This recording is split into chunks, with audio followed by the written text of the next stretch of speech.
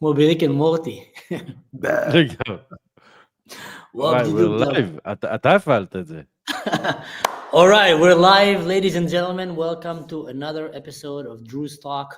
I have here with me, and I'm with him. Some of you might know him. People who follow my channel might not know him yet, and you should definitely know this guy and go follow him on YouTube, Mr. Khalifa. Khalifa, funny name. He's actually his real name. He have no relation to some of the Khalifas that maybe you guys know, but he's a very big advocate. No connection to Mia Khalifa whatsoever. But I would like to have a talk with her, though. I'm sure you would. A big advocate for the Druze. He's a Druze himself, born and raised in Israel. He served in the IDF and the Special Forces, a Druzi Asli, like we say. And he's becoming very, very known right now in the Israeli Hebrew and Arabic arena. He does a lot of translations for videos and analytics. He studied the topic very deeply. And without further ado, maybe I'll just let you say a few words about yourself, Khalifa. Hey, hello. Good evening, Hebrews and Shebrews. I would say that we planned a surprise for this evening, but unfortunately it didn't happen. But stay posted because we have some interesting things going on here, and we've been doing it lately. Today we had our Hebrew show, but we didn't discuss the Druze matters or what happened with Trump, his visit to Syria, and what's going on with the Druze within all this shenanigans. So we said, let's do it, and let's do it in English and have a discussion about what's really going on. Trump just left the Middle East, and there's a lot of things to talk about. That's very true. Trump is visiting Middle East. He goes and he visits Qatar. That shocked, I think, many of us. And then, to shock us even more, he went and he met with al-Shara, which is Jawlani, which some of you might have known him as a terrorist from Al-Qaeda, the people who did 9/11 on America, and from ISIS. He literally had a bounty on his head for about $10 million for many years because he was wanted terrorist by definition by the United States. And now he somehow became a liberator of a nation, a leader of a nation, and Trump went and met with him. Now, we can open that very soon, but needless to say, how concerned were the Druze, the Christians, the Alawites, the Kurds, minorities in the Middle East who were feeling that up until now, Shara was the one in charge of kidnapping their daughters, killing their men, their elderly, their children, directly in charge of that. That was literally their enemy. And then in a twist of, events, Trump is meeting with him and he's talking that they're going to remove the sanctions from over Syria. Khalifa, you have connections in Syria, and I know you're talking to a lot of people there, from the mashayikhs all the way to maybe relatives and people that are living there. What is the vibe there? What is coming out from them regarding this meeting? Well, it's a mixture of feelings because they are desperate for any economical relief, like any other Syrian that might be out there. But the thing is that what happened with Syria after the fall of Bashar al-Assad regime is that the backbone of the state itself, it's ISIS to the bone. You have the Ministry of Interior Affairs and also the Ministry of Defense. They all build based on the fighters and the people. A lot of them are foreigners to the state. They are not even Syrian. They are Turks. They are coming from all over from Asia, all over the place, and they came to do jihad in Syria, and now they are living in Syria. They bought a lot of places in Damascus, and they feel like they are now the owners of the state. And as for Jawlani himself, he did like rebranding very fast. We all witnessed that. He just removed the military uniform, replaced it with nice suits, and he talked very nice to the Western media, and he said a lot of nice things, including things in favor of treaty with Israel. And he ignored the fact that Israel actually took lands from Syria, from the Golan Heights. He didn't mention anything. And although it might sound good, but it's far from what's happening on the ground. On the ground, we've seen massacres on the Alawites on March 7th. There's some reports saying that there are 20,000 casualties in those events. A lot of what we are getting from Syria can't be documented because after this massacre on March, they conclude how to do massacres, and we've seen that on 2 weeks ago when they massacred the Druze people. A very small amount of documentation came out, but we saw cases like they enter the Druze villages who fought like for 48 hours until they ran out of ammunition. We discussed about those events here on the channel. And you'll see the mayor of Jaramana welcoming the security forces of Syria, and the day later we will find him executed with his own only son. So a lot of mixture of narrative and counter narrative are going on, but one thing is not in dispute as regard not only for the Druze but for all minorities, that Syria is not a safe state for them.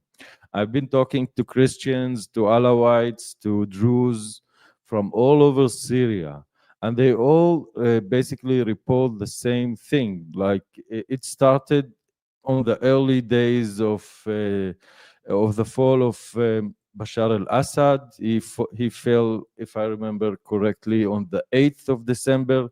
On the same month, on Christmas, we had a lot of reports on violations on the Christian community because it's not allowed to show your unique beliefs on public according to Islamic laws. So we had some clashes over there, and it went further until we had this month basically a total jihad declared against Druze based on a fake video claiming that falsely claiming that an respected man of the Druze community spoke wrong words on the Prophet Muhammad, and from that moment on, things went sideways, and basically we had hundreds of casualties for the Druze community. A lot of people disappeared. A lot of people got arrested. Clashes all over the place, and now Sweden is under a siege. And in a second, basically, in no time, like things going so fast, like Jolani last, I don't know, like 6 months ago, he actually sent people to like suicide bombers to infiltrate the Bashar al-Assad regime and fight for their cause.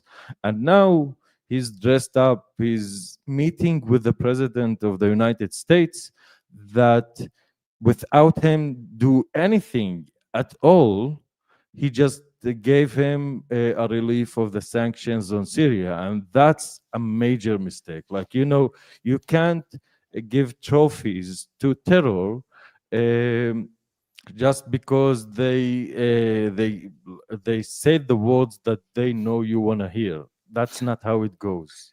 It blows my mind how history is repeating itself. People like to say never again, never again. But imagine that when Hitler was in power, let's say he got assassinated, and then another Nazi general took his seat. And then he started saying, we're not Nazis anymore. But you had a way to communicate with the Jews, the Gypsies, the gay people, the minorities under him. And they kept telling you, no, they're still rounding us up for concentration camps. They're still killing us. The people are still going around and plotting, all kind of false blood labels against us. But the world leaders just ignore that. And they come and they meet with that Nazi general and they start talking about lifting sanctions from Germany and letting them, keep their evil ways. If you would have read that in the books of history 20 years later, everybody would say, what happened? I mean, are they crazy? And everybody would be sitting and said, like, not in our time. It's happening in our time. There's literally, I just got a video today and other videos of reports of assaults on the Druze. They're shelling their towns, they're cutting the electricity, they're trying to kidnap their women and children, trying to slaughter them. And as we're speaking, Trump is going and meeting with these leaders and just removing sanctions. Meanwhile, we also have reports that they're trying to portray the Druze as if the Druze are the problem in Syria. The media, mainstream media is not talking about it at all. And the only thing that is coming out through Al Jazeera and through the official channels of Syria. And they're saying that the Druze are bandits, that the Druze are outlaws, that the Druze are, the terrorists. And that is what is going out. And I'm wondering, first of all, why are these reports coming, Khalifa? Why do you think that they're trying to portray the Druze now as the terrorists?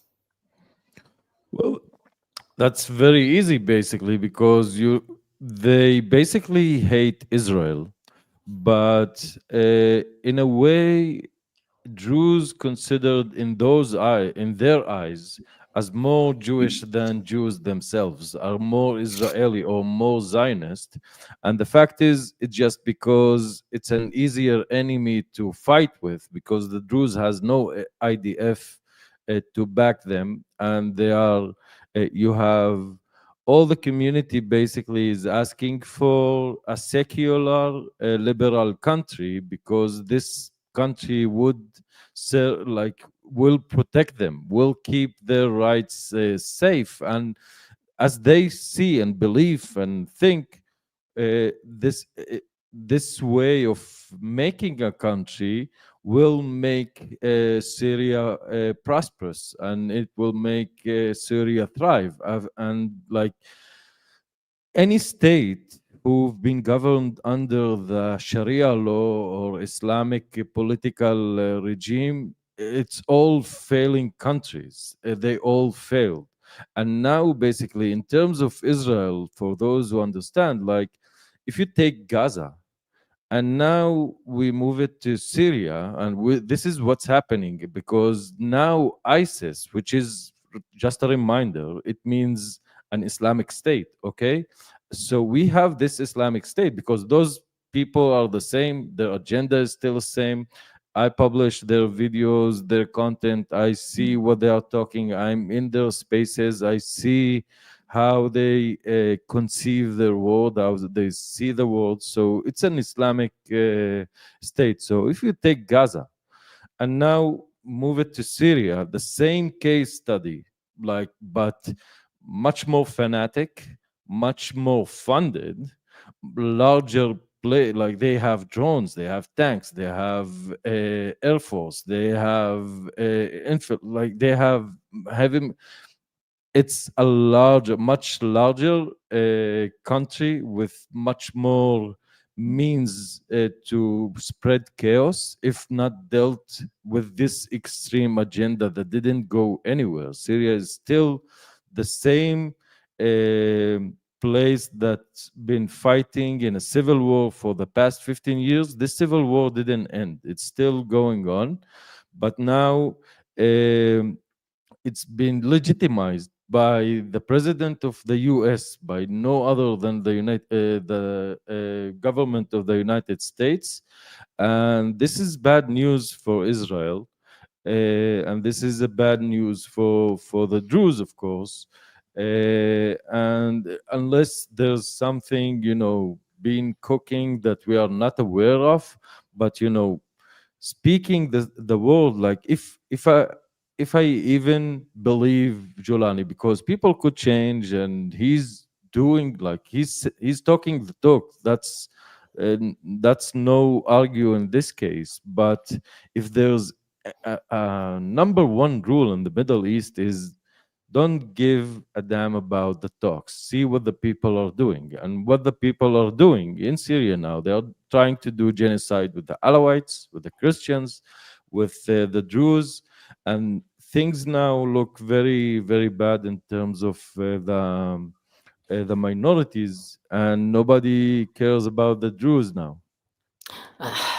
I think that many people who supported Donald Trump, some because they really believed in him, and others because they saw that it was a better alternative than the Democrats and Kamala and Biden, are starting to get really worried now, seeing what's happening here, and they're thinking like, what is going on? Because the things that you, Khalifa, know, and the things that I know, the CIA knows. They probably know even more.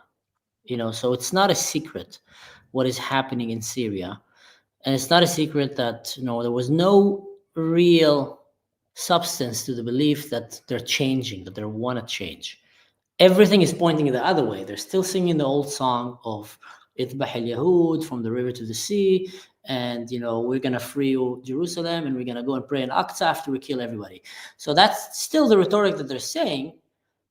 But then still, Donald Trump came and decided to remove their sanction in hope that they will change. That's like Hamas oppressing his own people, and then he says, "Send me money and I'll stop." No, And then basically, but what? No, if you see what happened, it was a gesture to the crown prince of MBS, and they are. They act like there's no time, because now we are on a time span of the Donald Trump 4 years term, and he has no time to waste, and he needs to coordinate between Saudi Arabia, Qatar, Turkey, UAE, and Israel, 5 major forces. We're not discussing Syria and Iran. A lot of people are interested in what's happening with Syria, of course. But if you'll see, they basically poured a lot of money as investments to the US, and the picture is very complex. And just to add to that, I have this form here that I want to share with your audience, just to see. No, that's not it. Why it's doing? Okay, this is it. So this is a chart of minerals and phosphates, which the US considers as a major mineral for the war with China.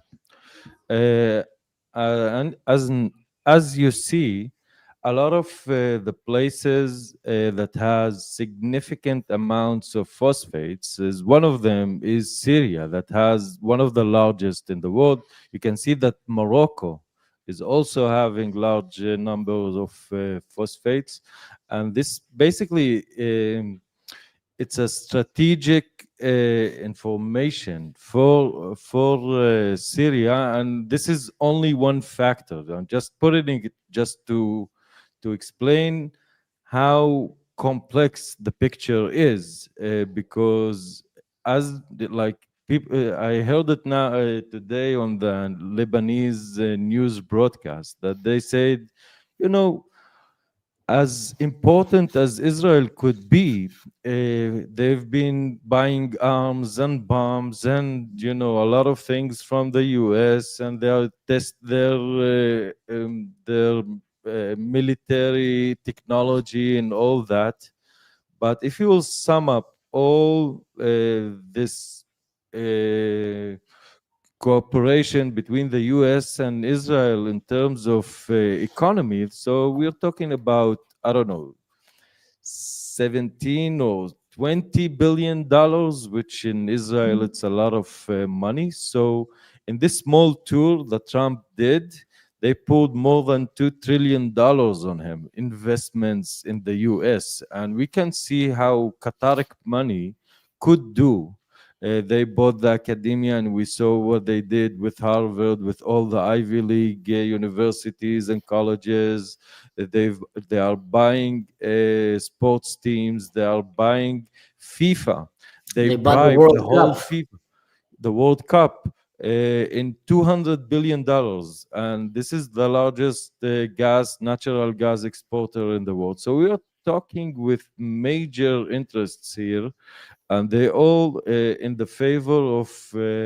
They know how to talk to Donald J. Trump with money and with doing things fast. So in this case, it's easy to not see the Druze and not do the things in the right manner, because the Syrian government, this newly born Syrian government, has a constitution, and this constitution, it says almost, it's custom made to Julani, and it's basically saying that he's the sole ruler. Like we are replacing Bashar al-Assad regime with sectarian Sunni, much more fanatic Islamic regime with Julani, and now we are bombarding the whole cake with tons of money. So this is what's happening. Someone is asking, is it only Israel's right to influence power? Well, here's the thing. First of all, I think it's very concerning if the Qataris, who literally were buying everything in their way, are managing to buy the support of America. Let's remind people that Qatar is the main sponsor, and that's like proven by so many records and officials and statements right now. That's why in Saudi Arabia, for example, they have a problem with Qatar, because Qatar is the main sponsor of Muslim Brotherhood that is banned in many, many countries, including Arab countries.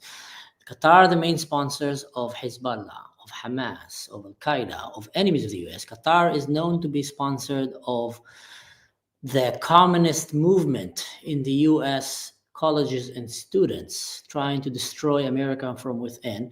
Qatar is sponsoring terrorist activity that have American blood on their hands.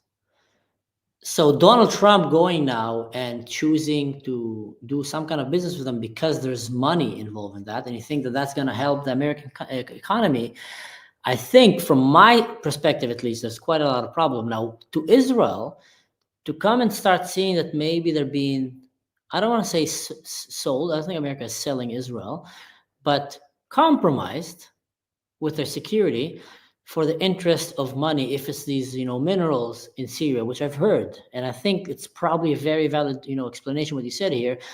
America is known, America's world police, and my hat's off, and thanks to America, we're not living under Nazi Germany, and thanks to America, a lot of the bad players are kept at bay. That's 100% true. If it wasn't for America, we'd be living in a very, very terrible place in the world. But America is also known to be going around the world and mingling in different affairs when there is some kind of a benefit. If it's oil, if it's minerals, I don't know what. And maybe they smelled the chance for business here in Syria, for getting exclusiveness over a lot of natural resources. And they said, we're going to jump on that and we're going to keep a blind eye about what's happening to the minorities like the Druze, Alawites, Christians, and the Kurds. I think a lot of people are thinking that. There is the optimistic way of looking at ways, and we need to consider that. So basically, what is dangerous now, it's not only Qatar, it's also Turkey. Turkey ruled Syria 100 years ago, and ever since, Syria is not a stable country, and it has claims. And also there's a thing with the political Islamic Brotherhood agenda, which is the ruling power now in Turkey, that is an expanding way of thinking, because it's the same as Iran's way of thinking of, exporting your ideology to the Ummah, to the whole Islamic world. And there's there's a race towards who leads the Sunni world, a question that people have been fighting over it ever since the fall of the Ottoman Empire 100 years ago. So Turkey is very dangerous to the Israeli, and we also saw that when the clashes between the Druze and the regime of Giuliani, we almost had clashes between the Israeli and the Turkish Air Force. So it went very hot, but we didn't clash with them, but we did intimidate one another.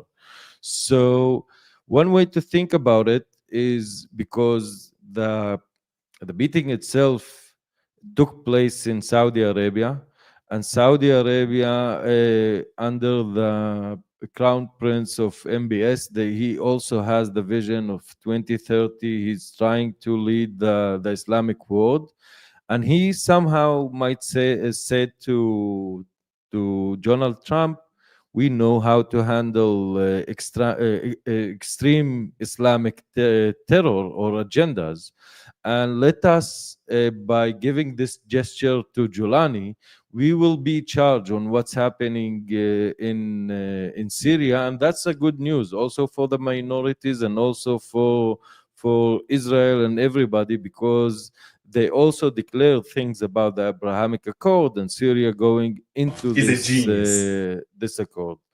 So it might be a good news in the idea, but still, we need to see changes on the ground, and I don't see that's happening. Basically, what happened, as everybody could see, this guy was a terrorist to the bone until few months, and now he's sitting under in the royal chamber with MBS and Donald J. Trump, and he's basically getting millions of dollars. Just this month, we saw a report saying that now Qatar is paying all the, not all of them, but major salaries of the Syrian government, because it's a failed country. They have no money. Wow. So it's for those who remember the Qatari suitcase getting from Ben Gurion Airport to Gaza, and funding all the tunnels and all the terror infrastructure. So this could be the same case again, unless there's something that I'm not aware of, but we don't see any of it on the ground. On the ground, there's a siege on the Druze, there's massacre, there's kidnaps, there's rapes, there's all kind of atrocities. It's a no man's land, and it's not safe for the minorities. Wow. Is there anyone that is not being paid by Qatari money? You know, we've had the investigation about Qatargate in Israel with Bibi and his cabinet. We have the Americans now, the Europeans, you know, all these radical jihadist terrorists. They're literally going in football teams. They're going and paying everyone. I want us to jump now and watch a video that was officially published by Donald Trump on his official website. And maybe later on we can talk about this. It's a true privilege to visit your country, special country, and gather as friends. I'm honored to be the first American president ever to officially visit. To the Emir, to the royal family, and to this entire nation, congratulations on a spectacular job. As president, I'm proud that our growing friendship is blossoming into a full-fledged economic and security partnership. We're setting records on this trip. We're bringing a lot of investment back into the United States of America. Will be well over $10 trillion. I want to thank Your Highness for helping with that number. You know you can count on us, and you know that it's going to be a great investment for you. So tonight, let us give thanks for the blessings of this friendship. We have a great friendship. I want to wish peace to the Emir and to all Qataris. Working together, we can help the entire region unlock its potential. So I just want to say it's an honor to be with you. I mean, up until yesterday, it was widely known that Qatar was sponsoring terrorism, enemies of the United States, and also trying to manipulate the people in the United States to bring to some kind of a cultural, social, moral collapse from inside the US. That was the mainstream that was being spoken. You know, how many universities have been paid by Qatar, all these pro-Palestine demonstrations and jihadist movement that are going on, linked directly to Qatar. And then you go to sleep and then you wake up and you watch this video. Our friendship, you're our best friends, we're going to have great friendship. And in the same sentence, $10 billion, friendship, $10 billion. I don't know. I mean, call me crazy. And again, I'm not a conspiracy theorist, although it's starting to sound like it, but what is going on?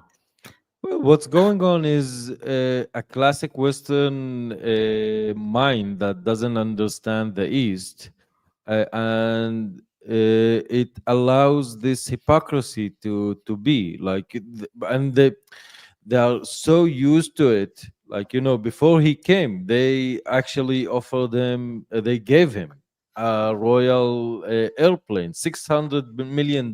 That's a gift. Like, you know, they are not ashamed of their ways, and they know And that he took it. yeah, and their idea is they seek for fame, they seek for, you know, all what they look for, because they couldn't care less about money because they are so filthy rich. So they care about only one thing: honor. So this is why they have Al Jazeera. And Al Jazeera, you mentioned before, because I spoke with a lot of specialists, and I could bring here a specialist in the Qatari case, because I've been talking about this thing for a longest Let's do time. that. So there are journalists in Gaza who proven to be Nukhba fighters for Hamas. So their affinity to terror is very well known, very well documented. This is why even in the Palestinian territories, they closed the Al Jazeera offices, because they knew it's a mayhem agent, because they thrive on mayhem, because it's like an action for them. You know, as long as it's outside their small country, because, you know, it's a small family, basically, a couple of hundred of people. They have this massive amount of money and power, and in order to keep this thing going on, so they need to, you know, just keep the money going and floating to all different directions. As long as it's far from us, everything is okay. So they start fires and wars in Syria just for the sake of amusement, and, you know, it's for them like the World Cup, the same thing. Yeah. Have you seen the movie The Dictator with Sacha Baruch Cohen? Of course, yeah. I think in that movie there is this like joke. I think it was in that movie where there's this Qatari prince that invites these top models to come to him, and he pays them, and then he's like, you know, he pays them a lot of money, and then he can go and have a night with them. And then on his wall there's like a trophy of all the models that he brought, and in some of the pictures there were like Shaquille O'Neal. Like, you know, crazy. Had so much money that he brought Shaquille O'Neal. Yeah. So, I mean, the joke about Qataris being able to pay and bribe their way through everything is been going for a while. But the best counter argument that I've heard recently, and I'll give the credit to a dear friend of mine. His name is Yunus. He's a Iranian activist, advocated for the free people of Iran, and he lives in the UK. And he just posted this video. Trump is a genius. Let me remove this one first. You know, Ranfield, can you pull that video? I always wanted to say that. Trump is a genius. Let me explain. Because his recent travel to the Middle East in countries such as Saudi, UAE, and Qatar is to get these countries to align so much with the United States militarily, technologically, and economically, to the point they would be forced to normalize relations with Israel and sign the Abraham Accords. And Israel would soon take over Gaza, and the Arab states would be expected to absorb the Palestinian population. Even the Arab leaders are now pro-Israel. This is something that I've been telling people for the last year, but people don't seem to understand.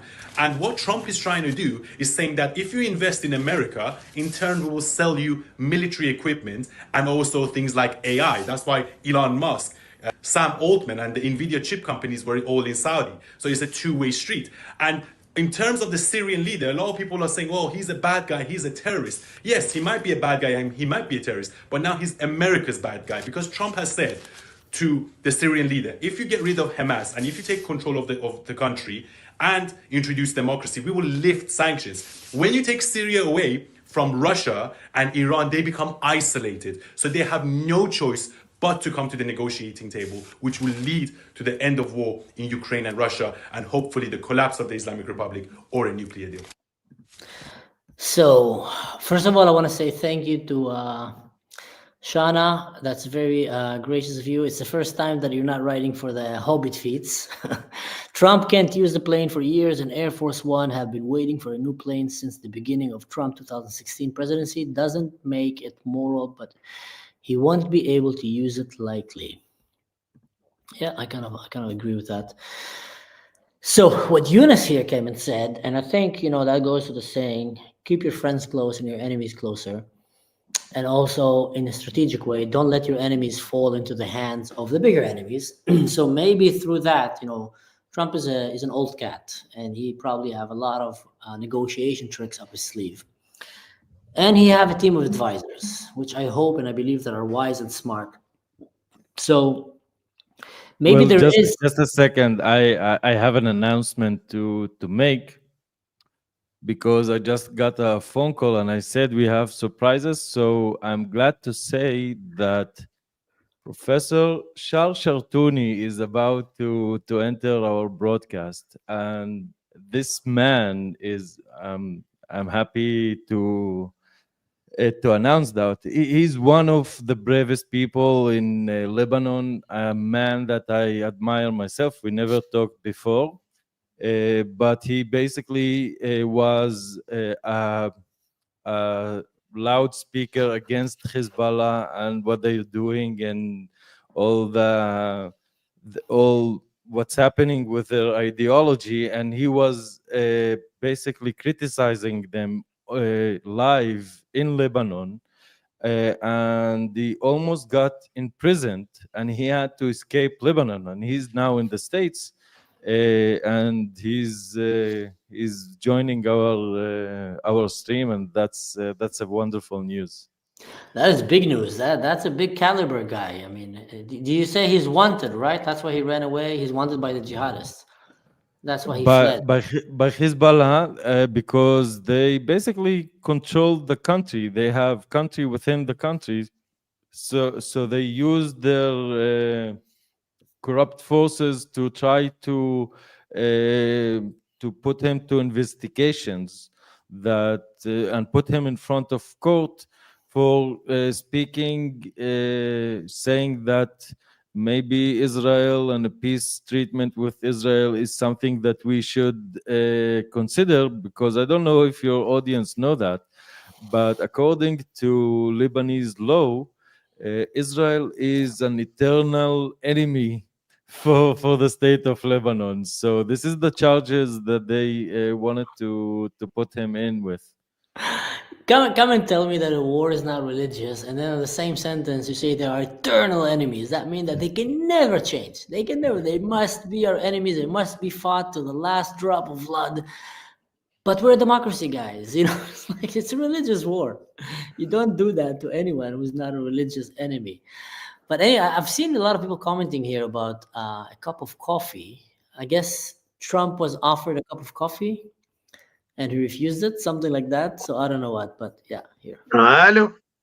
الو Hi.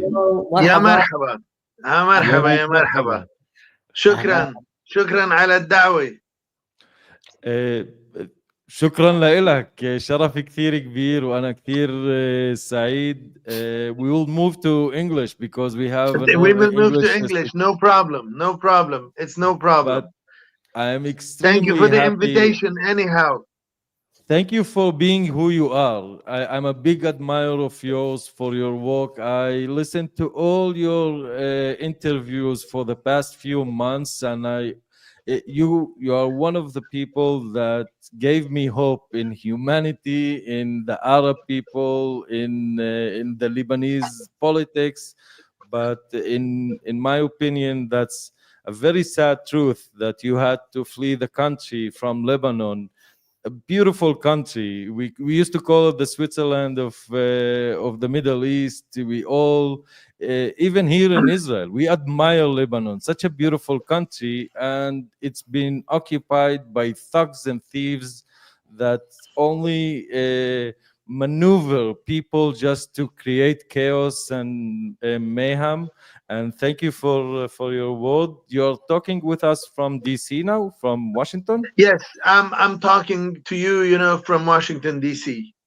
Thank you anyhow for the invitation, and I hope, that we can make the best of this time we're going to share together. Great. So if you please just let us know a bit about yourself. Yes. Where do you teach? What do you do for a living? I am Charles Chartouni. I am a retired professor, a university professor who taught sociology and politics and geopolitics as well. And for the time being, I'm still teaching, but as a part-timer, but at the same time, I'm working as a journalist, more specifically a columnist, and as a consultant as well. Since I left the country, I've been, pursuing my journalistic activity, and I'm still running a few PhD dissertations that were not yet finished with me, so I need to finish them off before, quitting teaching for good. And otherwise, for the time being, I'm away from the country. I am under trial.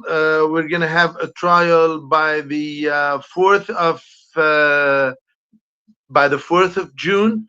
So I'm going to be represented by two lawyers under the accusation of being an accomplice to the state of Israel, which is totally ridiculous, totally, nonsense. I've never been doing anything. I am a man who is a free thinker, and I think, that it's about time for us to achieve peace with the state of Israel and not be under the mercy of thugs and political movements that have been instrumentalized by power politics, be it Iranian or be it Islamist, power politics, who have been using and misusing the suffering of civilians in Gaza and of Lebanese on the Lebanese territories. You're such a perfect guest, and you arrived just in a perfect timing, because we were discussing Trump's trip to the Middle East, and I would like to see how you see the things, knowing what you know about Syria, what you know about the Trump. I don't know. How do you see it? I think the initiative of President Trump is pioneering. There is no doubt about it that the initiative of President Trump is pioneering. He is trying to build up on something that he started in earlier time, more specifically, the Abrahamic Accord. What he is trying to do now is to elaborate further on the Abrahamic Accord, and at the same time to extend its application and to extend, its reach to the rest of the region. And extending its reach over the region has come at the heels of the Israeli counteroffensive, which has changed the political and the strategic dynamics in the region. And by saying this, it has made possible the pursuing of the peace accords at the regional level.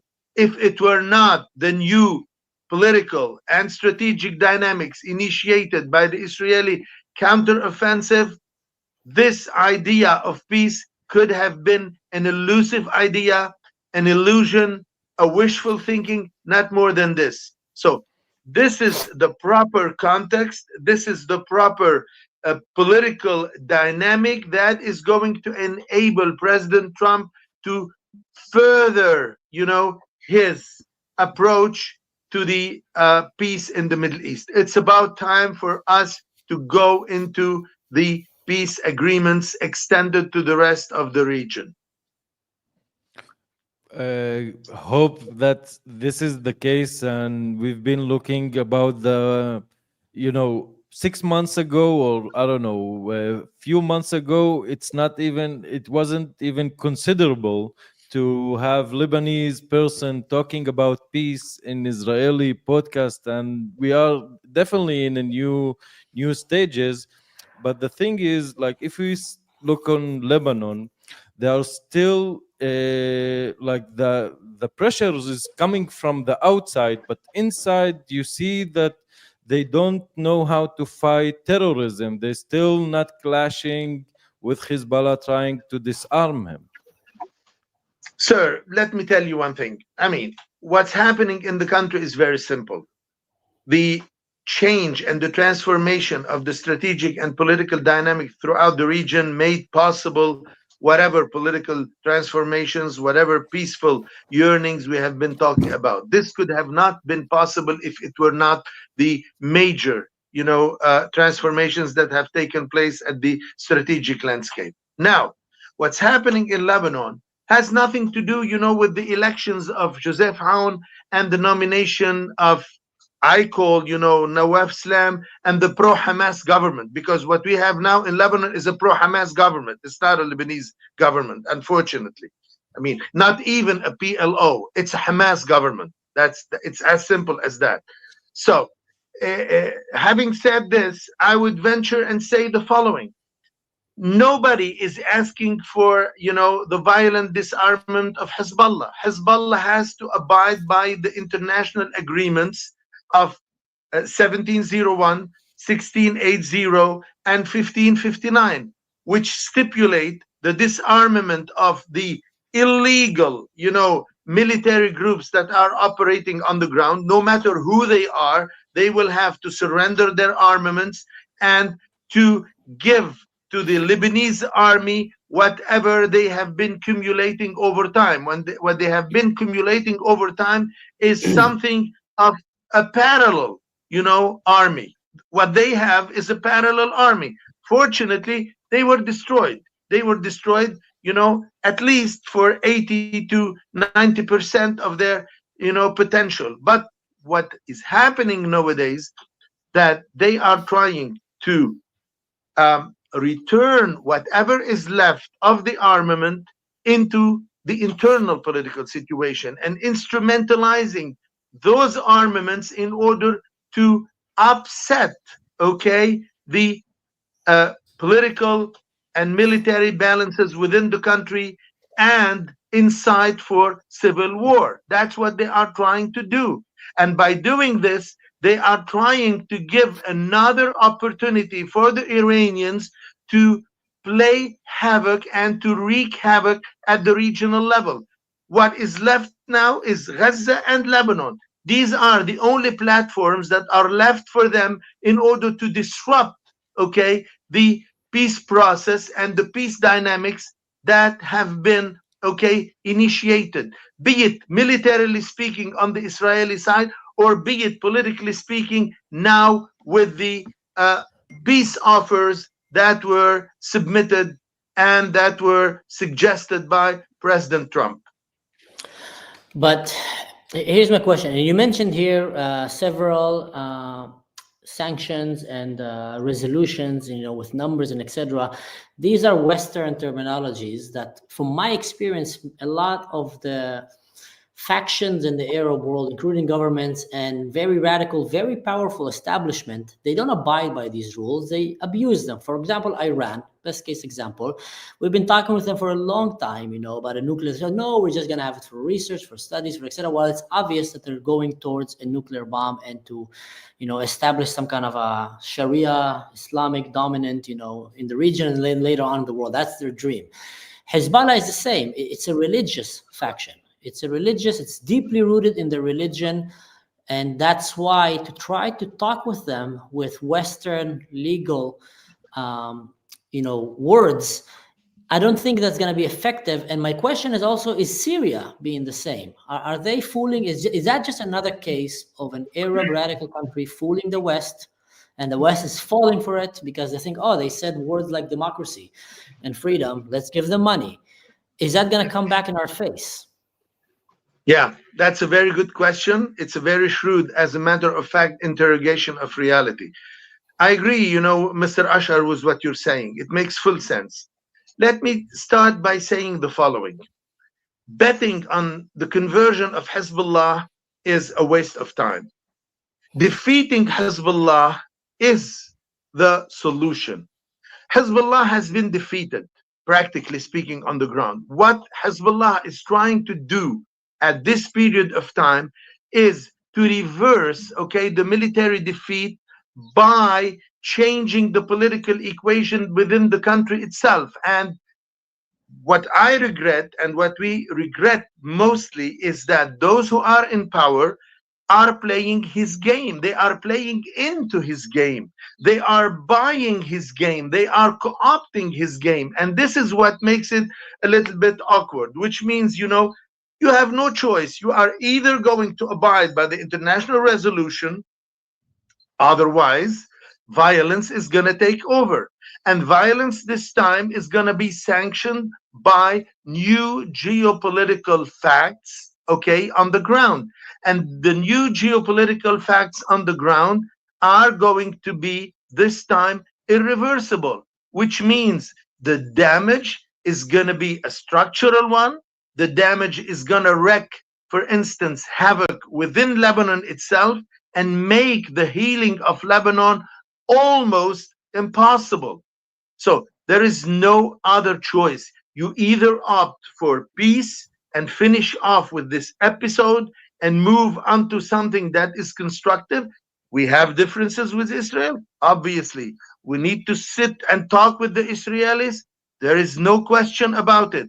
But therefore, we have to make this leap of faith whereby we give peace a chance. And peace is sitting and having a civilized conversation between rational people who are careful about mutual rights, mutual interests, and for the welfare of everybody.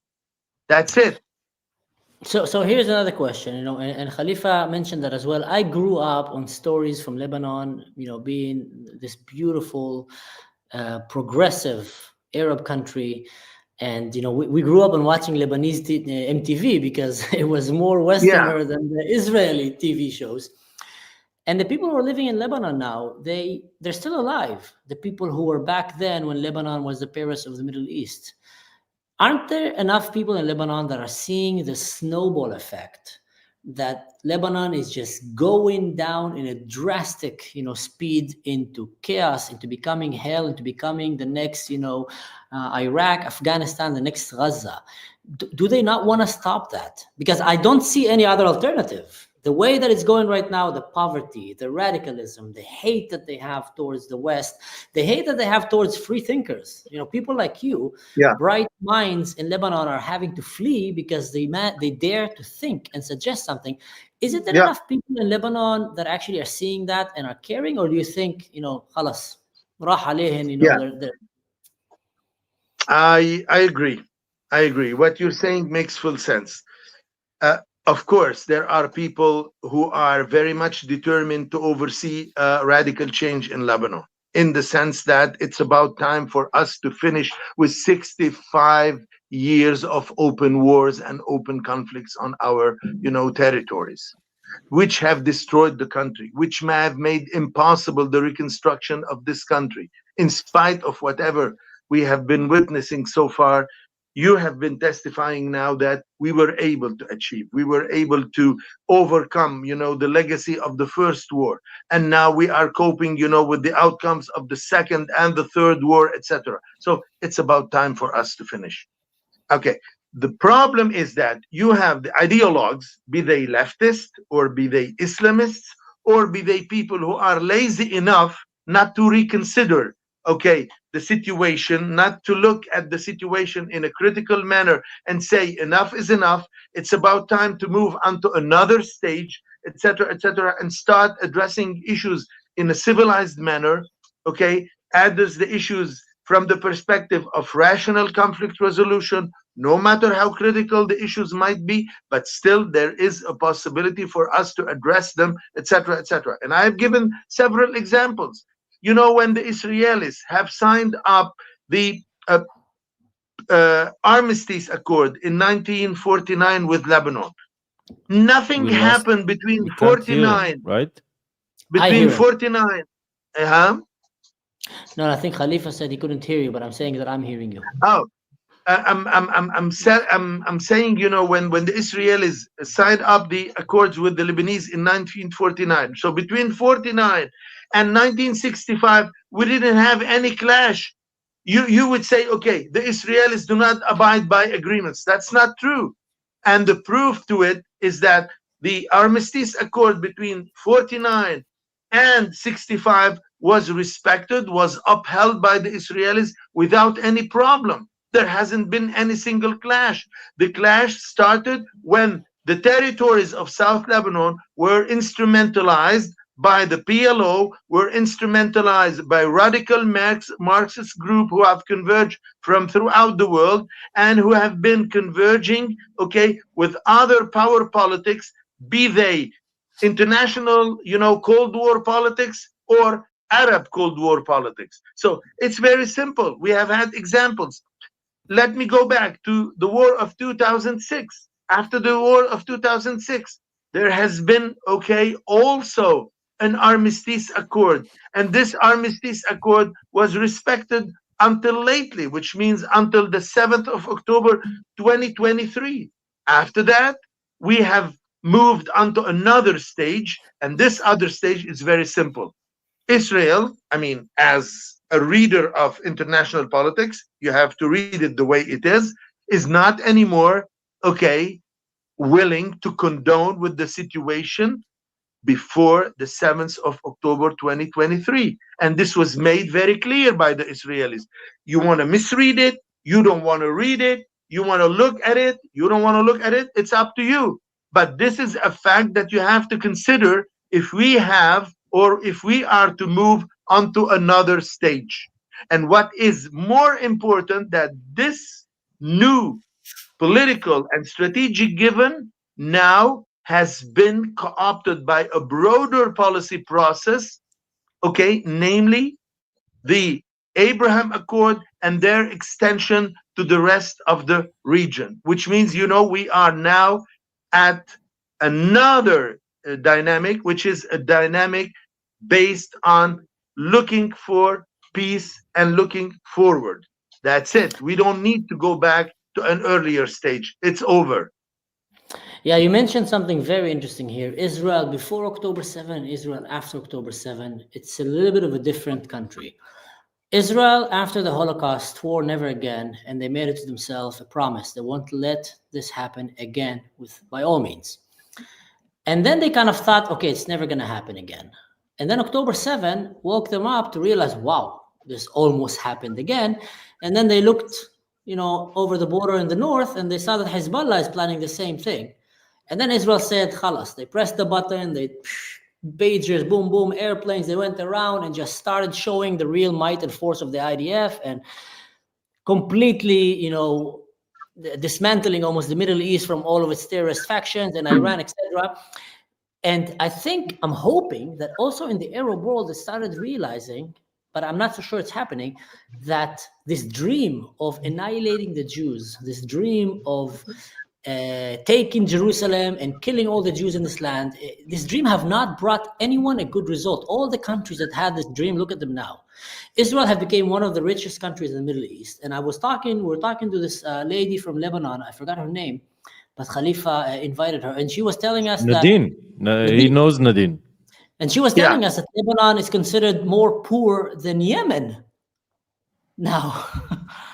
Yeah. And I was like, when I heard that, I was like, my God, how did that happen? Lebanon, who was known for its, coffee shops and restaurants and nightlife and and activities and tourism, is now in a state of poverty that is more poor than one of the poorest countries, in the region.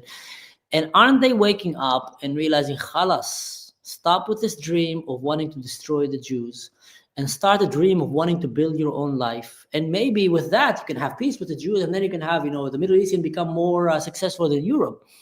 But I don't know. Like a lot of the Lebanese that I see the comments that they keep showing my videos are usually, you know, like you guys are brainwashed, Israel is a devil, etc., etc. So that anti-Semitism that is so deeply rooted. Yeah, I fully agree. You know, this is well embedded, you know, anti-Semitism that makes no sense. Okay, made of prejudice, made of preconceived ideas, made of hatred which has no grounding whatsoever, etc., etc. Okay, you have engaged in war, so you had war. You were trying to annihilate the state of Israel. You were faced with a counteroffensive that defeated you. So you have to accept facts. You want to have war, you had war. So you are defeated, you have to accept defeat and make sure that this is not going to repeat. And for this not to repeat, we have to sit around, you know, a conference table and deal with the problems and give away, you know, the hoax of eradicating the state of Israel from this part of the world. That makes no sense anymore. It's anymore, you know, it's irrelevant by whichever means, under whichever consideration, it makes no sense. And the reason for this is very simple. There is a new power balance that is dissuasive enough in order to sit, be rational, and consider issues, okay, in a very realistic manner. And this is going to be the introduction to something that is more positive. Now we have stopped war. Let's see now how we are going to build peace. And this is what matters at this stage. Amen to that. But this is what's interesting about the Lebanese case, because I've been following up on it and everything was going right. And if I'll give an example from the natural world, like Israel, what it did, like it's like a mother hawk, you know, when she gives her babies to feed, she gives them a live mouse or something that is wounded, and just to get him used to the idea to swallow their food. And this is what basically she did with Hezbollah, with the Lebanese people, saying, we almost killed him, now you need to finish the job, because you as a country need to take this decision of saying no more to that. And then Nawaf Salam came. What brought Nawaf Salam, that you described as Hamas government, to power? This mystery I don't understand. Yeah, I mean, we did not understand it either. We still don't have an answer to this question so far. I think, you know, these are internal political dynamics, but I blame it on some of the external actors. I blame it on some of the external actors for one simple reason. I was in Paris at the time, and I was very vocal, telling the French and telling more specifically the French presidency that there is an urgent need to interfere in the formation of the new cabinet. And the new cabinet should be stewarded by the French, the Americans, and the Western world by and large. There is a need for this. We cannot make the transition and leave it unto the Lebanese by themselves, because the Lebanese by themselves, they're gonna foil the process and they're gonna fail the process. And that's what we ended up having. That's what we ended up having, which means, you know, the petty, you know, calculation of Lebanese politicking have brought this guy into power. Whereas we could have had a more shepherded political process whereby France, the United States would have stewarded the Lebanese, accompanied the Lebanese in order to move into a more predictable, into a more, you know, focused transition with clear objectives that are likely to be enforced. They have set the objectives, but they didn't set the means. Okay, we have to do away with Hezbollah armaments. What did we do in order to make this possible? Nothing. We brought someone who has a pro-Palestinian agenda and who is not careful about what's going to happen, you know, in Lebanon. Okay, so how is it going to happen? There is no miracle. And therefore, he kept himself, away from addressing this issue. When someone asks him about the issue, oh, the Israeli variables, I don't need to deal with them. I've never dealt with them and I'm not going. So why are you in the position of prime minister? We are here to address real political problems, real political and strategic issues. You are trying to escape, you are trying to ignore, or you are trying to privilege your, how would you call it, ideological considerations to the imperatives of what we call realpolitik. You are dismissive of realpolitik. How are you? Oh, that's... Yeah, your picture just Hello? flipped. Yeah, we were cut. you. We were cut. We were cut. We still hear you. Just the picture, maybe. The picture just flipped. I'm just pressing the button. Here we go. Here we go. Yeah, great. I think so. No, it still needs. Oh, shoot. Why is it? Aha. Okay, perfect. No, now it's. Here we go. Oh my goodness. What's happening? It's good. It's good. It's waking up. It's waking up the students. It's waking up the class. Yeah. So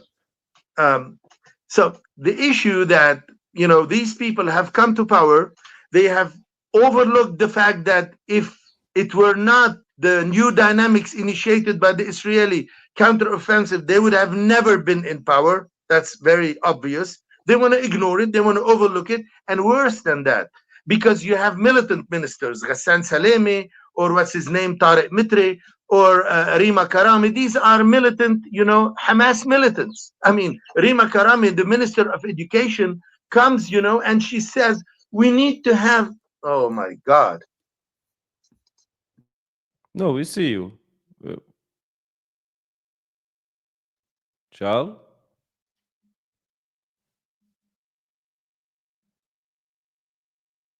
We lost the connection, I guess. Yeah, maybe let's continue until he comes back. To those who joined in the middle, this guy is a fascinating guy. He's and Khalifa would know more about him than me because he's been really following for a long time. He was actually super excited. He was sending me the messages. Oh my God, you have no idea who did I brought you guys today, the audience. And he was telling me it's a scholar that I've been following his work, studying his work. He's a very intelligent, very bright, free thinker mind from Lebanon who had to flee the country due to threat to his life because they were accusing him of, working for the Israeli government just because he was suggesting a chance to maybe live in peace with Israel and to talk about normalization of the relationship. And it's a very sad reality that, some countries in the world, they will hunt you down if you start suggesting a notion of peace. And, hearing here now, I've been seeing comments in the people here saying that he's based, that he's, spot on. This is brilliant. So I'm so glad we have him. Charles, whenever your mic is working and you're working, the stage is yours. You're bringing us pure gold out of your mouth. I'm just the entertainer filling the time now. This is why I was so excited about having him, because I don't know if your audience know, but I have a Telegram channel and I take media outlets from the Arabic media and I put Hebrew subtitles for people to hear. And Chartouni was one of my favorite. He has such, in prime time news saying that we should go to peace with Israel and there's no such thing as eternal enemy, and we should like common sense things in the Lebanese atmosphere is so ungranted, like it's not forgiven, because he basically had to flee the country. He had Hezbollah actually by the control of the government tried to persecute this man and put him in court just for saying pro-peace agendas, and they were captivated, mesmerized by this Hassan Nasrallah guy who actually just took their minds out. We got him out of the broadcast, but I hope he comes up back. again. Actually, a funny story is that I had a Jewish friend of mine that I was talking to the other day. I was in a conference in Berlin for Israel and Germany, and he was telling me, I wonder what the Lebanese are thinking right now, because up until several months ago, Nasrallah was just preaching so confidently, like that's it. The Israel is done. This country is falling down. It's done. It's just a matter of time. And in my lifetime, he was saying, marching to Jerusalem and praying Jerusalem, and from the river to the sea. And he was very, very convinced, or at least, when laying that message. And then he said Israel just pressed the button, tick, killed him, killed everybody there. In 2 weeks, dismantled Hezbollah. And he was wondering, what was that an eye opener for the Lebanese? Well, it's like a cult. How deep are you embedded? So a lot of them that grew up on the narrative that they are going to destroy Israel, being destroyed themselves, they can't accept reality. So there's a lot of people in Lebanon today that thinks that Nasrallah is still alive and they actually won the war. Wherever everybody who sees it knows that Israel just demolished Hezbollah, there are people still believing that Hezbollah won the war with Israel now, and they won so much that Israel could still bomb them and assassin whatever they like and do whatever they want, but those people can't accept reality. They live in a different reality. You are muted. Yes. Charles, if you're back with us, we want to hear more from you. Yes.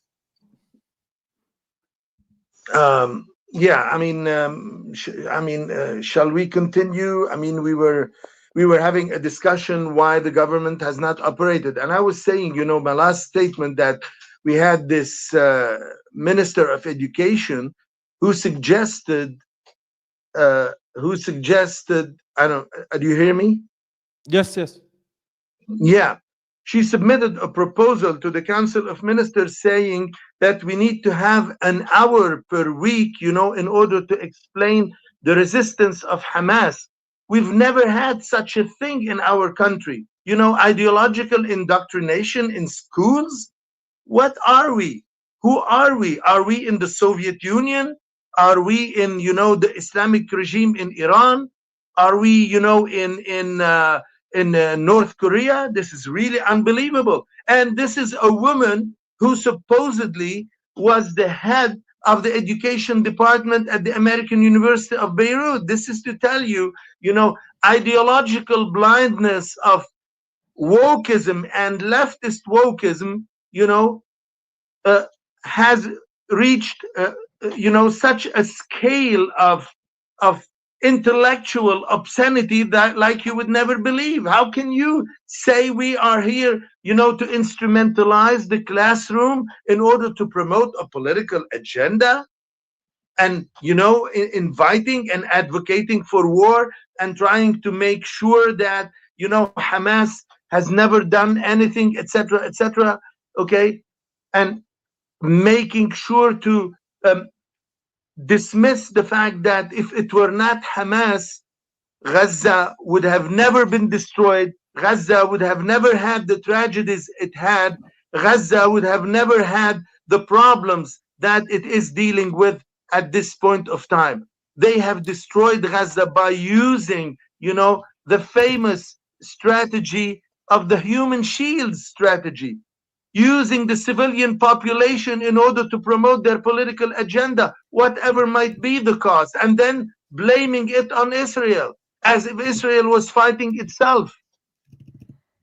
They don't want to see the two sides of the picture, that there is war, there is a true war. So if you will get an invitation to come to Israel, would you like to come and speak here? For the time being, I would never do it, for one simple reason, that I have enough problem, I have nothing against the idea, from a principled point of view, okay? But from a practical point of view, I have enough problems to deal with, at this stage. When being labeled as an Israeli agent. But Yeah, that's right. you mentioned a very good point that if it wasn't for Hamas, the Muslim Brotherhood, Gaza would have been a very good place. I remember with my own eyes, my father taking me to Gaza, not once, not twice, on the way to Eilat, to Beersheba. We'll pass by Gaza and we'll go there. There was no checkpoint. There was nothing. We'll just go there, stop the car. Sometimes we'll not even lock the car. That was back in the days where things were just more normal. And then we'll go and buy knafe, baklava, fish, and finish eating it in a restaurant and sit on the beach, go swimming in the beach, and fishermen or local people will come and talk to you. Min wain inti, kif halak? It was so normalized. Really, it was so normalized. And then you look at Gaza now, oppressing their own people, executing their own people in the street, a death cult. Israelis would not even dare to think of entering Gaza. And in a lifetime, it got changed from a place that had potential and had a future. And people from Gaza used to come to Haifa, where I used to live and work there. My father used to work with them. Now no one is coming out of there. It's just, it's insane how dangerous this ideology. And like you said, it was a criminal behavior of infiltrating the schools and poisoning the minds of children. For the sake of some political gain, you literally destroy the life of generations to come. And that is the criminal behavior that the world should be demanding, people to come to justice for. How dare you to come and pollute the minds of these young Lebanese, young Syrians, young, Gazans, to fill their heads with such hate that they grow up and they want to do the things that they did. Sorry for ranting on it, but it's just something that I remember. I remember that. I mean, Mansour, I fully agree on what you're saying. This is, how this kind of ideologies proceed. They start dehumanizing, oh, Israelis are not humans. Oh my God. Oh yeah, thank you. We didn't know that. You're teaching us that Israelis are not humans. This kind of nonsense that has been nurtured over, decades and decades and decades. You tell them, the Israelis are normal people. These are people that you can talk to. These are people who have, feelings that you have. They have compassion like you have. They have a sense of justice like you have, etc. So stop, demonizing people. Stop dehumanizing people. Once you start, giving away these cliché and talking to people, then everything becomes possible. Engaging others becomes possible. But when you have all the ideological blinders, blinding you into reality, what are you expecting? What are you expecting? Violence and violence and violence. It takes the head of the education department becoming at the AUB, becoming a minister of education to start, indoctrination in our schools, which we've never had in Lebanon. Lebanon is not Syria. Lebanon is not Saudi Arabia. Lebanon is not. We are a liberal country. We are a liberal country. That's it. We believe in liberalism. We believe, in tolerance. We believe in, intellectual, rational inquiries. We're not here, to preach neither hatred nor ideology nor nothing. Sit down and talk. These are people with whom you can engage in a rational and ethical way of talking and conversing. Unfortunately, ideology plays a major role in, killing the chances of peace in this part of the world by poisoning the minds and, of children more specifically. This is not to talk about the elderly. The elderly are already intoxicated. We should say for our audience that you are Christian and we are a Druze podcast. We are both Israeli Druze and we discuss a lot about the relationship between the Druze, and you were talking about poisoning the minds of people. So in my opinion, and we discussed that with Nadine, that the Druze community in Lebanon, their minds been poisoned. Like I've seen a lot of vocal voices against Hezbollah, against their tactics or ideologies like yourself from the Christian part of Lebanon, but I'm missing that from the Druze. So if you can tell us, like, are you working together, Druze and Of course, I Christians? wanna elaborate on that. First, we would like, to thank Nadine, because Nadine is the first one, to challenge the script of Walid Jumblat, because the source of poisoning the minds of the Druze youth is Walid Jumblat. If it were not Walid Jumblat, Druze are much more open, to discussion and etc., etc. It took this young lady living in the United States, etc., etc., to challenge and to say, what you're saying doesn't make sense. What you're saying is poisoning the minds for no use. What you're saying doesn't help neither the cause of stability in Lebanon nor the cause of peace in the Middle East. If you were to be careful about peace in the Middle East, you have to open up, to the realities of the Middle East, so that we can search for a new way, to deal with these problems. Stop, the ideological cliches which have no resonance whatsoever, in the minds of the youth. The youth are looking for something different than the usual script, the conventional script of hatred and hatred and hatred. That's all what we know. And that's all what we are trying to transmit to the new generations. That makes no sense. So anymore. Lebanon used to be a Christian nation. That was at least, the foundation that they were on. And then they were, converted or hijacked, by majority to the way of Islam. And then, we saw what is happening nowadays. I'm going to ask you an honest question. It might be a hard question, but it's two questions. Do you think that Lebanon have a real chance of going back to how it was, or, going to a better place? And if so, what do you think needs to be done?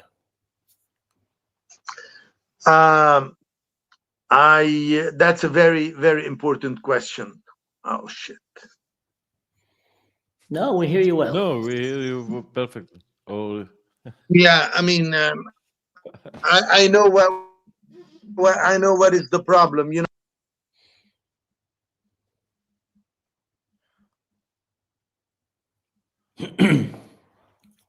Yeah, let's give him a few minutes to. Phone is overloaded. This is the problem. This is what makes it awkward. Now I've realized what's the problem. The problem that the phone is overloaded. It's overcharged. Yeah, I should have. Yeah, that's why it's making it a little bit difficult, because I've never had this problem. That's why I'm amazed. Mansour, it's a very important question that you have been raising. Yes, we are yearning to go back to the early days of a pluralistic democracy, of a pacified society, of a society where, everyone can voice his opinion, everyone can have his own lifestyle, everyone engages with everyone, in full respect, be it in terms of civics, be it in terms of ethical commitments, be it in terms of, openness to the problems and to the questions of others, whatever these problems and whatever these issues are about, etc., etc.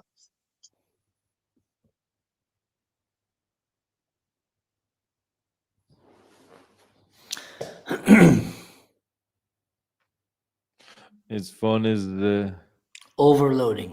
Is overloading, yeah. What a fascinating guy. I've been hearing. He's a fascinating guy. Yeah, we should invite him more, man. He's a hero of mine, definitely. I was so excited that for me, I just like to listen to him, because he speaks marvels in my opinion. Such a brave man. Yeah, but and he just proved what we discussed earlier, that the maddest of them all is Nadine Barakat. Like she's the most Druze warrior in whole Lebanon, which is amazing. Oh, yeah. I mean, I can tell you one thing. I discovered Nadine the way you have discovered Nadine. I discovered her through the social media a few months ago, and I was fascinated. I've never known her before. I was always fascinated by her bluntness. She's frank, she's straightforward, she's not shy about saying things in whichever respect, etc. And her intellectual and her moral and political courage. And I always warned her, I said, please be careful. Please be careful. Because she's very open and she's very, straightforward about what she thinks. And this is something that a lot of these people dislike. They don't want to have openness. They don't want to have an open conversation. They don't want to have what I call, a civic conversation whereby we state our opinions without the fear of being, retaliated by I don't know whom and I don't know whom. Why? Because I'm speaking something that is not shared by you. So what? This is a reason for us to engage in further discussions. That's the problem. And we were in this, intellectual and humanitarian environment in Lebanon. All of this was over when PLO and the leftist coalition managed to destroy the country since 1965 onwards. This liberal period was degrading gradually and progressively. Otherwise, we would have never been in this situation of 65 years of open-ended conflicts. And Wow. what is the outcome of this? Destruction, miseries, migration, whatever. Why do you think it's always the left and the radical jihad coming together? I would like to hear your thought about that. How come they're so different on paper? Yeah, I mean, on paper they're so different, but practically they're not. Practically, because these people have a totalitarian vision. They don't tolerate, pluralism of whichever nature, be it religious pluralism, be it political pluralism, be it intellectual pluralism. Whatever kind of pluralism is something that is totally, dismissed from their political and ideological point of views. They cannot tolerate, pluralism. That is, what makes the common platform between these people. They are shying away from whatever challenges their beliefs. They don't want to hear something which contradicts their beliefs, which questions, their beliefs. And the problem is very simple. Let's sit and talk. What's the problem? Why should we go into war in order to convince each other of each other's opinions? There is no reason for this. Look at the Western democracies, the way they live. They disagree among themselves. They go into election. They rotate in power. They profess whatever political or social or intellectual or religious point of views, etc., etc. And they don't need to kill each other. I don't see what is the urge for you, to kill another person because this other person disagrees with you. I mean, disagreement is normal. Can you imagine a society without disagreements? It's totalitarianism. Terrible. It's totalitarianism. This is the common denominator between these guys. I love freedom. But maybe back to the question, because you got cut with the connection before. The question is, what do you think if Lebanon have a future to go back to the good days, and what could be the solution? Yeah. Yes, Lebanon do have a future. But let me tell you what. Lebanon has a future once we have peace in the region. And the key to the regional peace is the achievement of peace with Israel. The key to peace in the region is to achieve peace with Israel. And I think, Al-Junani, it's not anymore Al-Julani. Ahmed al-Shara understood it. But now he has to act on the basis of this conviction. He has to get away with all the jihadists that came streaming, into Syria throughout the last 14 years after all the atrocities of the Assad regime and the continued atrocities of the Islamists that took over, etc. He has to shed this whole past behind him, engage irreversibly the peace process, and, open up to the Israelis, open up, to the liberal Lebanese, open up, to the strategic and commercial and economic complementarity and interdependence that should govern the future of the region. We are here to complement each other, each one in its own right, okay? And therefore, this is the chance in order to revive pluralism, tolerance, and what Popper qualified the open society versus closed societies, the open societies and the enemies of open societies. We are here to advocate for open societies. And there is no open society without peace. There is no peace without democracy. There is no democracy without having Democrats, people who are, who have liberal intellectual views and that are ready to commit themselves, to these liberal views and engage others on the very basis of these liberal views. So in your eyes, we're going to see peace talks between Israel and Lebanon anytime soon?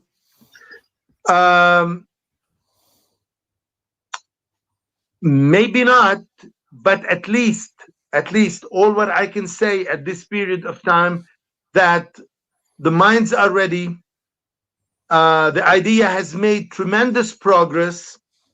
The people who are vocal about this idea have become more and more, encouraged to voice their opinions, to state their views, to advocate for peace. This has become more and more vocal. And mind you, in a very short time,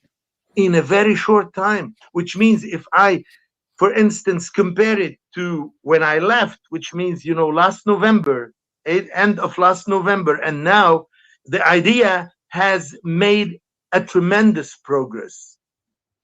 I was the single one to talk about it, openly with another film producer and a friend, Yusuf Al-Khoury.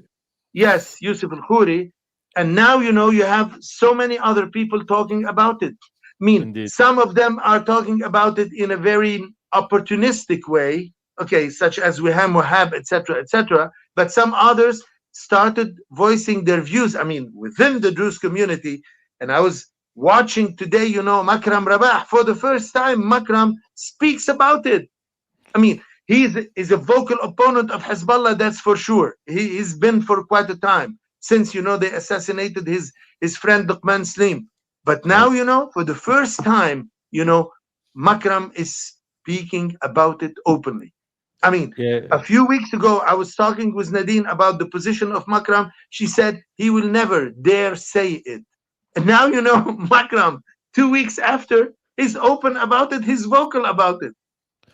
He's under At the one point, he occupation would of try totally this position. Just to tell our audience, he's under the occupation of Walid Jumblat. He's a Walid Jumblat guy. Yeah, it's not only under the occupation of Walid Jumblat, they are all the time under his threat, which means, you're going to pay for it. Stop. It's okay. You cannot, blackmail the whole, Druze community forever. These are people that are highly educated. These are people that have intellectual openness, that have, cultural openness. You cannot anymore talk to them as if you were the feudal lord and they will have to submit to your diktat. It's over. These days are over. These are new generations who have traveled the world. And they cannot, still confined, in the bounds of your own ideological and interest scripts, because mostly it is his interests, because he doesn't give a damn about ideology. All what he cares about, how am I going to keep up, my power over these people? Unchallenged. That's the issue, which means you have no say over politics. I'm the only one who has a say over politics. Oh, come on. The whole, intellectual Druze, youth, etc., have no say, and you have the only say in this community, and nobody has the right to speak his mind but you and your son eventually, and even the poor guy is muzzled.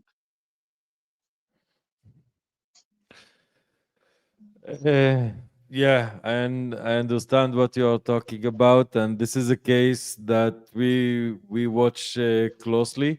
We don't want to take too much of your time, but I would really hope to do it in another time. It's so refreshing and educating hearing you in your own voice. And I need to add to what you said.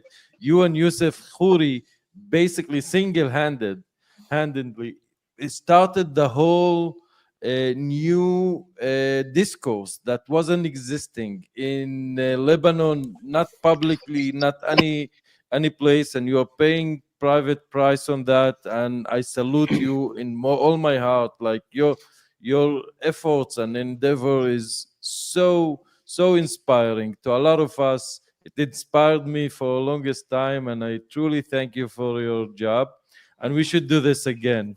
Oh Mansour, yeah, would I you- mean, thank you, Khalifa, thank you, Mansour. It's very kind of you just to invite me, and you know, it's a new stage in this public conversation. I thank you. You know, when I accepted the invitation, because I wanted, you know, this discussion to move onto another stage. We need to get it onto another stage. It's about time to be vocal about these issues and to open up the borders, and the virtual borders are very important, because when we are breaking the virtual borders, it's, you know, the introduction to the opening of the real borders. Definitely. The pleasure is ours, Charles. The pleasure is ours. I'm so impressed by what you said. And I think that if Lebanon will ever go back to its days, they will be teaching in the books of history about people like you, like Khouri, like Nadine, you know, people that opened the way for this discord. It is our pleasure to have you here, and I wish we can have you more. I feel like even the crowd here was very, very impressed by what you said. I will say this, you know, people in Israel, at least the people that I know in Israel, and I know a lot, they don't hate the Lebanese people. They have no beef with them. They wish for the days that they can have their children play together and have peace with them. The majority of people in Israel don't hate our neighbors. It's only radicals, small factions Yeah. of them. And just the fact that I can, and if there's anyone listening to this right now from Lebanon, from Syria, look at this. Myself and Khalifa, we are Arabs, we are Druze. We can freely speak and say that we love you guys. We have no problem with you, and we wish, and no one is going to blame us to be traitors, to be spies for the Lebanese government or Iran, and we would not have to flee our country, which is a badge of shame for the government of Lebanon, that you have people like Charles now, like Nadine, that need to flee the country for their own safety just because they bring an idea that you might not agree with. And I wish for a day that you would not scare the liberal thinking, the free thinkers, the scientists, the scholars, the historians out of your society, because that's a very, very dangerous place to be. And, you know, we pray for the peace in Lebanon. And thank you so much, Charles. It's really, really our pleasure. Thank you for welcoming me. And let me remind you, I'm a 71 years old man, you know. Okay, you know, accusing me at the age of 71 of being a traitor and an agent. Thank you very much. After having spent, you know, 71 years, you know, teaching all my life, etc., etc. This is to tell you, you know, when you are dealing with obscurantism and ideology, this is the outcome. What a shame. What a shame. What a shame. That's all what I can say.